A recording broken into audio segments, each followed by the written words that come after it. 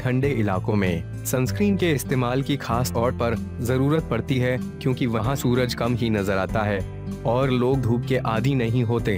वहाँ लोगों की स्किन का गोरा रंग भी उन्हें धूप के प्रति ज्यादा सेंसिटिव बनाता है।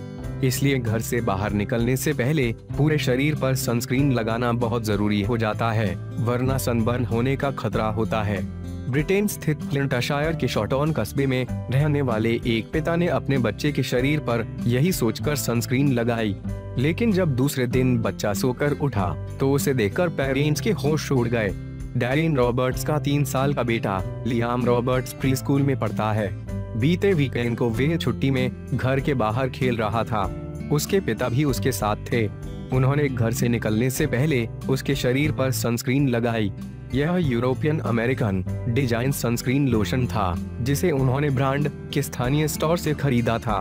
डैरिन अपने बेटे के शरीर पर हर 10 से 15 मिनट में सनस्क्रीन लगाते रहे। खेलने के बाद लियाम घर वापस आ गया। अगली सुबह वह सोकर उठा तो बहुत बेचैन था।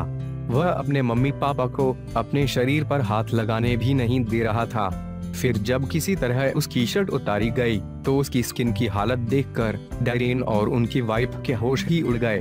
लियाम के पूरे शरीर पर छाले और फफोले पड़े हुए थे। वह दर्द से तड़प रहा था। उसकी कोहनी पर घाव जैसा बन गया था। डैरिन तुरंत उसे हॉलीवेल कम्युनिटी हॉस्पिटल ले गए। वे कहते हैं कि अपने बच्चे की हालत देखकर हम दहल गए थे।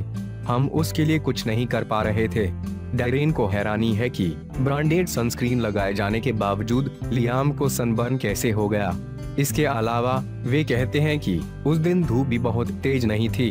डैरिन ने इस बारे में ब्रांड के हेड ऑफिस में फोन करके बात की। ऑफिस का कहना था कि हमने इस सनस्क्रीन का इस्तेमाल किया है और इसका कोई भी दुष्प्रभाव नहीं रहा। बहरहाल स्थानीय स्टोर के मैनेजर ने जांच कराने की बात की है।